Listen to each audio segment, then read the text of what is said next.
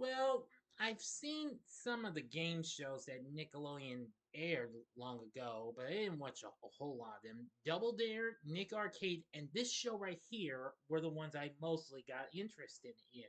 And this one was a real fun, challenging one, with having a little action adventure bits and what have you in it. What show am I talking about? Easy. Legends of the Hidden Temple. And that's what I'm going to be talking about on the wide world of game shows right now. Big D's Entertainment Rankings and Reviews presents Wide World of Game Shows. Greetings, my fellow YouTubers. I'm Dual, the Big D to you, and this is Big D's Entertainment Rankings and Reviews. So, I'm back again with another episode of the Wide World of Game Shows. Today, I'm going to be tackling another kids' game show from long ago, and this is one show that really provided a little challenging feel. This game, I feel, kind of think of it as experiencing a little bit of an Indiana Jones adventure, except without the Rolling Stone, the big rolling boulder at the beginning of Raiders of the Lost Ark, or, well, the Dangerous Pit and what have you, in Temple of Doom, blah, blah, blah. You know how Indy's adventures turn out. Anyway, but in the 90s, we eventually got a game show that had a kind of a feel to it, except different, a little differently though. But you would have fun getting through some real challenging games before you venture into this place where you can eventually win big time. And that game was this show right here. So now, without further ado, I bring to you Legends of the Hidden Temple. Legends of the Hidden Temple was an action adventure game show for kids that originally premiered on Nickelodeon in 1993. Nickelodeon produced the show along with Stone Stanley Productions, who of course recently worked on another kids game show named Funhouse. And let me tell you, this game was really challenging and fun. The show was created by Stephen Brown along with Stone Stanley themselves, well, the founders, Scott A. Stone and David G. Stanley. The program features a fictitious temple filled with lost treasures protected by mysterious Mayan temple guards. The show's host was Kirk Fogg originally. I'll get to what I mean by originally later on. While D. Bradley Baker to you, is both the announcer and voice of a stonehead named Olmec, who knows the secrets behind each of the treasures in his temple. Now then, there are 6 teams of 2 children, 1 boy and 1 girl, who compete to retrieve one of the historical artifacts in the temple by performing physical stunts and answering questions based on history, mythology, and geography. 6 different teams. They are red jaguars, blue barracudas, green monkeys, orange iguanas, purple parrots, and silver snakes. Contestants trying out had to compete in several physical tasks, including rope climbing and running, as well as a written test. The majority of the contestants were picked from the surrounding Orlando, Florida area. Nickelodeon premiered the game show on September 11th, 1993.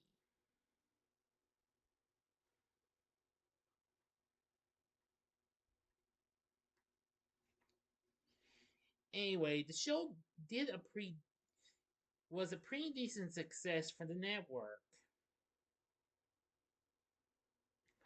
Now, of course, the set design for the game was based on the Indiana Jones franchise.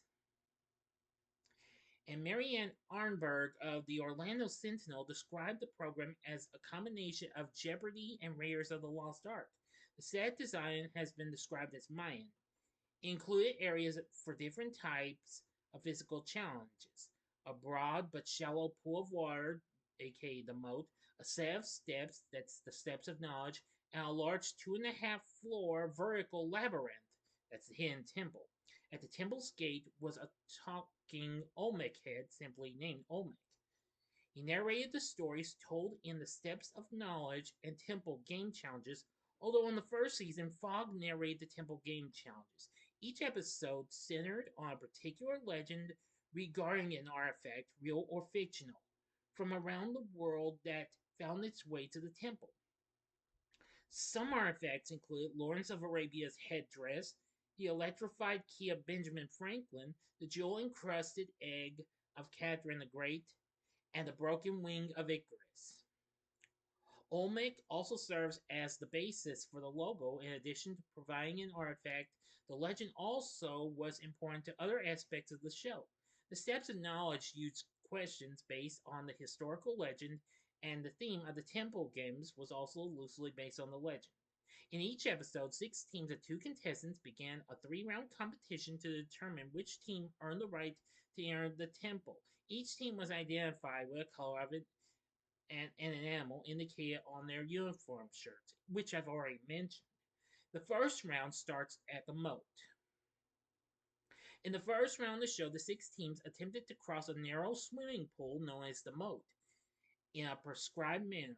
For example, in one episode, the teams were required to swing out to a rope net in the middle of the moat, climb it, and then swim to the other side. All 6 teams attempted to get both members across according to the rules and push a button on a pedestal to ring a gong. The first 4 teams to cross the moat and ring their gongs advance to the second round. The other 2 teams are eliminated from further play. The next round is the Steps of Knowledge, where the 4 remaining teams stood on the topmost of the 4 levels of the Steps of Knowledge. Olmec began the round by telling the remaining teams the episode's legend of the featured artifact, which became the theme for the remainder of the episode. The legend centered on an artifact that the winning team searched for in the final round. At the end of the legend, Olmec told the teams the room in which the artifact could be found. After finishing, he asked the teams a series of questions to test their memory. Each multiple choice question had 3 possible answers.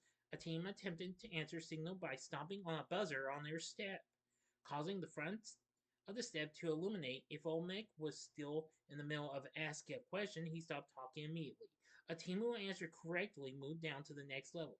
If they answered incorrectly or ran out of time 3 seconds after being called upon, the other teams were given a chance to answer. The first 2 teams to answer 3 questions correctly and thereby reach the bottom level advanced to the next round. The remaining 2, as I've said, like the first round, are eliminated from further play. The next round is the Temple Games. Now, this featured the 2 remaining teams competing in 3 physical challenges to earn pendants of life, which the winning team used in the final round. Several types of temple games were featured, with the episode's legend serving as a theme for each. Most temple games lasted for a maximum of a minute, 60 seconds, but some were untimed. After each challenge, the winning team received some portion of a protective pendant of life. The first 2 challenges, pitting single members from each team against one another, were worth one-half of a pendant, while the final challenge, involving both contestants on both teams, was worth a full pendant. If a temple game ended in a tie, both teams received the pendant value of that game. The team that earned the most pendants by the end of 3 temple games won the right to enter the temple. If the 2 teams earned the same number of pendants after the 3 temple games, the teams played a tiebreaker to determine who advanced to the temple. The team stood behind a tiebreaker pedestal, and Fogg, since season 2, Olmec, asked the tiebreaker question to determine the winner. The first team to hit the buzzer on top of their gong was given the chance to answer the question. A correct answer allowed the team to go to the temple. Originally, a team that buzzed in and gave an incorrect answer or ran out of time automatically lost, allowing the other team to advance to the temple by default.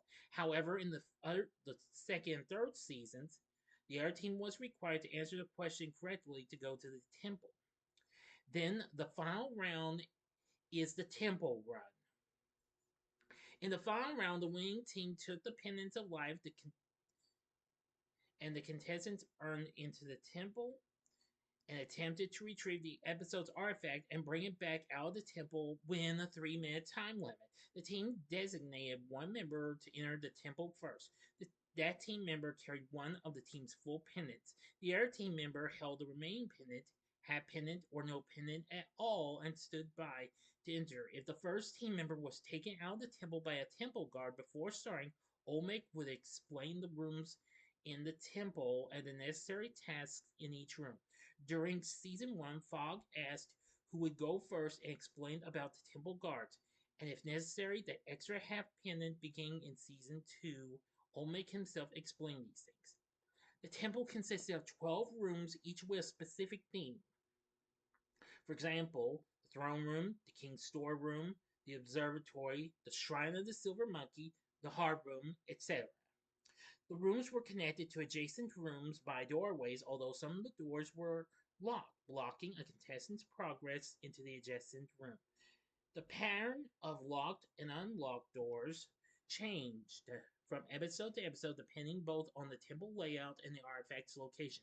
The unlocked doors were closed at the start of the round, but they could be opened by completing a specific task or puzzle within each room. One room in the temple contained the themed artifact, as stated by Olmec before the Steps of Knowledge round. 3 other designated rooms held temple guards, which were spotters in lavish Mayan sentinel costumes. If the winning team had exactly one half pennant, the remaining half pennant was also placed in a room for the contestant with a half pennant to collect to make a full pennant. The extra half pennant, if needed, would either be hanging on the wall near a door or placed inside an object in a room. For example, hidden inside a pot in the king's storeroom. If the first player dropped their pendant, the second player could pick it up and either throw it back to their partner or use it if needed. A contestant who encountered a temple guard was forced to give up a full pendant to continue. However, if the first contestant was caught without a pendant in his or her possession, he or she was taken out of the temple and the second contestant entered. In our case, the temple guard who captured the contestant was out of play and did not appear again in the room where the first contestant was captured. When the second contestant entered, any doors that the first contestant opened remained open. If the second contestant was caught without full pennant, the run ended immediately. A player could enter a room with an unencountered temple guard on their way to the artifact and not get caught, usually if the room design makes it so that the guard can only capture the player if within reach. For example, the dark forest is where one of the trees could be inhabited by the spirit of a temple guard, which was signaled if the tree grabbed the player, but the player had to be within reach to trigger the tree. The team had 3 minutes to retrieve the artifact and leave the temple with it. If either contestant grabbed the artifact, all remaining temple guards vanished and all locked doors in the temple instantly opened, allowing the contestant to escape unhindered. For entering the temple, the team automatically won a prize. If a team member picked up the artifact, the team won a more expensive prize as well. A team that retrieved the artifact and exited the temple with it before the time ran out earned the grand prize and 2 other prizes. Well, the other two, I mean. Starting with season 2, the temple had an actual gate that Olmec would lower before the round started. Anyway, after a total of 3 seasons were produced and aired for Nickelodeon, and according to my source, it was an overall total of 120 episodes. Legends of the Hidden Temple ended its run on November 24th, 1995. The show, however, would continue on in reruns for the next few years, and then later on the Nick Gas Network, may that channel rest in peace. Years later, the CW had more recently given us a revival, but it was for grown-ups, and the basic format remained the same as the show with just a few changes. Each episode lasted 1 full hour, then half an hour. Each episode features 4 teams of adults with same-gender teams allowed. Confessionals occur during the first 3 rounds. The first 3 teams to cross the Mo advance to the Steps of Knowledge. The episode's featured legend is now told more extensively in separate parts before each round instead of just before the Steps of Knowledge. There are two temple games, each played for a full pennant and with both teammates playing. The two teams compete head to head in one game, while the other is a timed challenge, with the winner of the Steps of Knowledge having the choice of which team goes first. If the teams split the first two games, Olmec asks a single tiebreaker question for the final pennant. Olmec reveals the location of the artifact before the temple run instead of the Steps of Knowledge. The temple consists of 11 rooms instead of 12, and the rooms are much larger than the original. Temple guards often appear after the contestant finishes the room's objective instead of right when the player enters the room.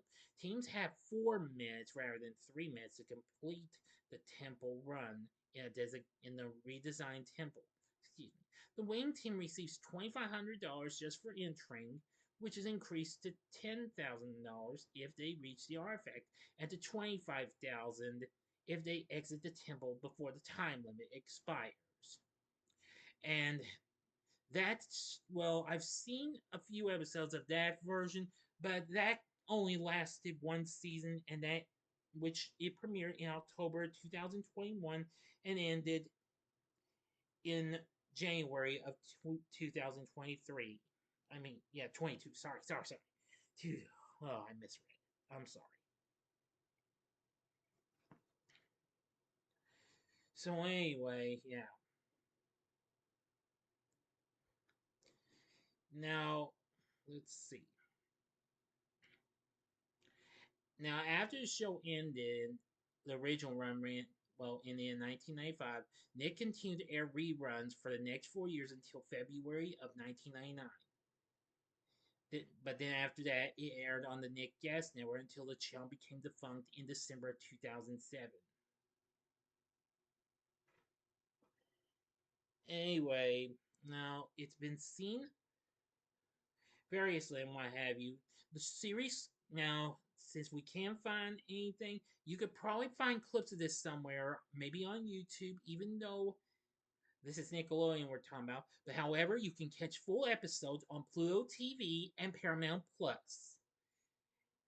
In 2016, there would be a television film version of the game show, and it starred Isabella Muller, Colin Critchley, Jet Juergensmeyer, and Daniel Cudmore. Now, of course, Kirk Fogg returned as a fictionalized version of himself, and D. Bradley Baker once again does the voice of Olmec. And Michael Benyere portrays Olmec's human form. Anyway, and also in 2017, after this, Pressman released a Legends of the Hidden Temple board game. It was only available for about a year and only sold firsthand at Target stores, but it's no longer available there or their website. So anyway, I've seen Legends of the Hidden Temple, and I think it's a very, very cool game show. This is one show I think you'll really enjoy. Here's a look at some shots I can show you. Here's host Kirk Fogg with a few of the teams on the Steps of Knowledge. And here's a shot of Olmec. I'm sorry this isn't the best quality of a picture, but here's a look at, what the Hidden Temple actually looks like from, I think you get what I'm saying. It's hard to explain, though. So now you know about Legends of the Hidden Temple. I have seen this game before. It's pretty fun, but it's very challenging, though. If you're into maybe game shows that have a little challenge to this, maybe like other game shows that Nick aired before this, like Double Dare or Finders Keepers, or heck, even Nick Arcade, or maybe other kids' games like Funhouse or even College Madhouse, I think you'll feel right at home with Legend of the Hidden Temple. I kind of feel like it is like Jeopardy with a little bit of Indiana Jones, but I also kind of want to throw in a little bit of Funhouse into it, rolled into one. I think you'll really like it, and you just might have a lot of fun with it. Now, as I've said before, you can find episodes on Pluto TV and Paramount Plus, so you'll be able to watch this show in no time. So anyway, what did you think of Legends of the Hidden Temple? Now, I'm not sure if I'll review the movie though. Stay tuned, we'll see. But what did you think of the show itself, the original series? Not sure if you watched the CW version. You can let me know that about that as well if you wish. But I'd rather like to hear your opinions on the Nickelodeon series. So let me know in the comment section below. If you like this video, click the like button, subscribe, and be a part of the Big D Nation. Continue to help support my channel. Make it grow and make the views grow. Share my vids with your friends if you wish. That could also help my channel grow and get more subscribers. And next time, I'll be bringing to you a review of Wild Things 3 Diamonds in the Rough. So if you like this, check out the Wide World of Game Shows episodes I did on these other game shows for the youngsters. In the upper left hand corner is the episode I did on Double Dare. The upper right hand corner is the episode I did on Nick Arcade, or check out the episode I did on Funhouse and its, well, bigger guy spinoff, College Madhouse. And the bottom right hand corner is the button you can click to subscribe. If you like rankings and reviews on movies, TV, music, video games, etc., as well as the wide world game shows, then I'm your guy. We'll have another episode of this coming up sometime sooner, but I don't know when. It'll be on. It'll be a while before this comes back, so stay tuned for when the wide world of game shows will be back. So thanks for watching. Until next time, I'm the Big D saying, see ya.